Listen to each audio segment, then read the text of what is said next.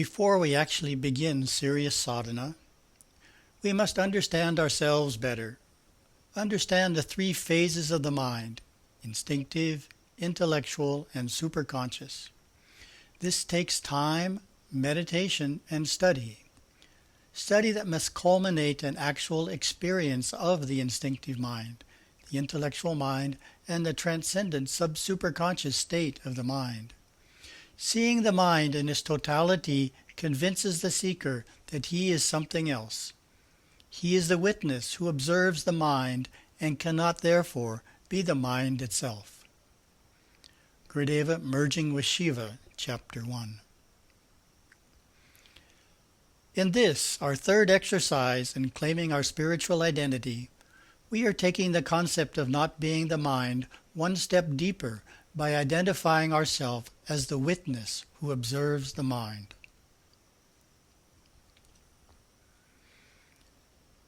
There was a Saivite hermit, the Venerable Markandeya Swami, living in a humble mud hut in Sri Lanka. He was very old when we met him in the 1970s and was for many years a disciple of Paramaguru Yogaswami. In fact, his every utterance was a quote from his guru. One afternoon at his hut, he described Yogaswami's approach to dealing with his thoughts during meditation. He said, Yogaswami said, realize self by self. You want to read this book, that book, and all these books. The book of infinite knowledge is here, pointing to his chest. You'd better open your own book. The prescription he gave me to open that book is this. When you are in meditation, you watch the mind. Here and there the mind is hopping. 1, 2, 3, 100. In a few seconds the mind goes to 100 places. Let him be.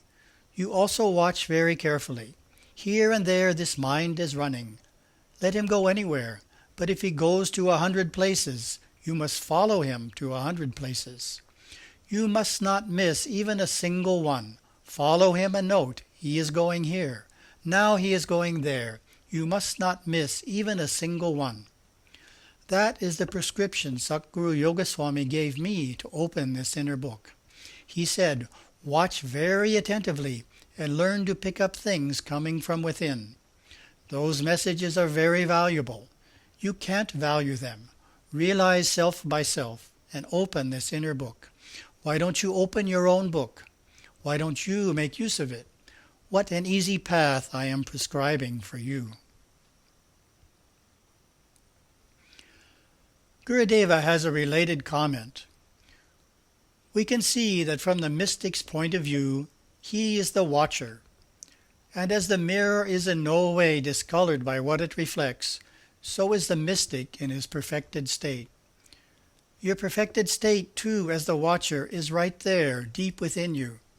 The next time you sit for meditation, follow Gurudeva's advice to all of us and witness your thoughts. Be that stationary awareness, holding form in its own perfection. All you have to do is watch your mind think. Then and only then are you experiencing your perfect state of inner being. The only difference between the yoni and the novice is that the yoni stays in there longer as the watcher, whereas the novice experiences this only momentarily from time to time.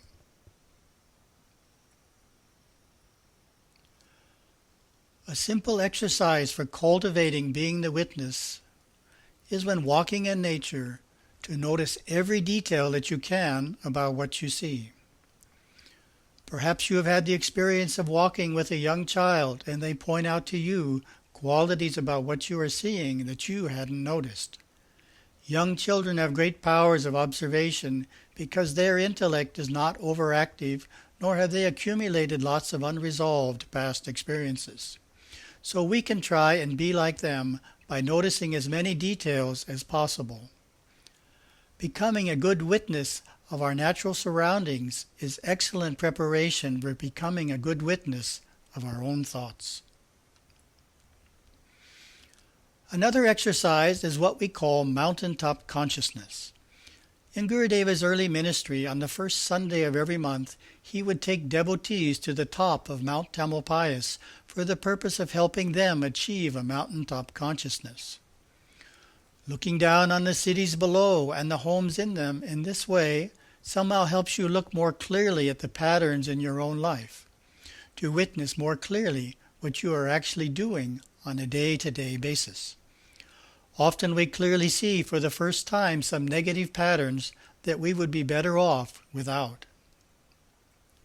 This recognition is, of course, the first step toward changing those patterns. Of course, you don't always have to go to the top of a mountain to clearly see the patterns in your thoughts. Once we have caught the idea, we can become quite skilled at seeing patterns and adjusting them no matter where we are. For example, if we find ourselves revisiting specific events of the past on a regular basis, that is clearly an area of experience we have not resolved. Gurudeva suggests writing down such experiences and burning the paper, and continuing doing this until we no longer think about them much at all, which shows the matter is resolved. We are free of that unproductive thought pattern. Another common example of an unproductive thought pattern is to keep thinking about a major decision you need to make, but without actually making the decision. In other words, you think about it again and again and jump to another topic without coming to a conclusion. An effective way I have found for handling this is to make an appointment with yourself. Say at 10 a.m. tomorrow, when you will sit down and think about it until you reach a conclusion.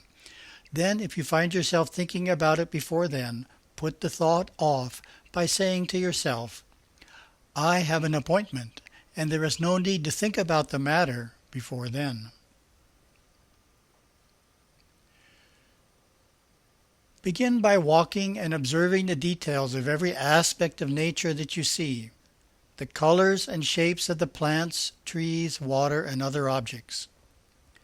Then sit for a while and be the witness of your thoughts. Follow Markandeya Swami's exercise and try to be aware of everything you think about. Don't miss one topic of thought. Identify them all.